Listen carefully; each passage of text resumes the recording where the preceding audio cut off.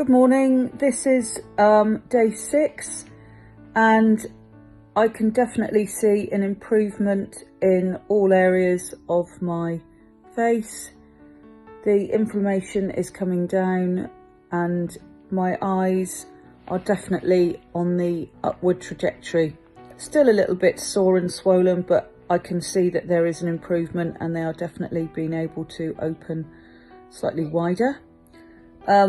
My scars are healing nicely, they've crusted up, there's no sign of any infection.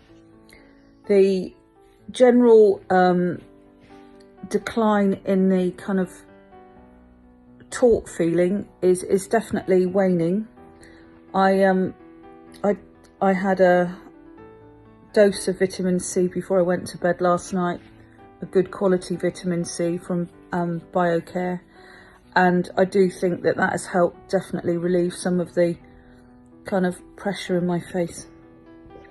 Anyway, all looking good. Going to see Dr. De Silva tomorrow to have my stitches out and feeling good and very positive about my results.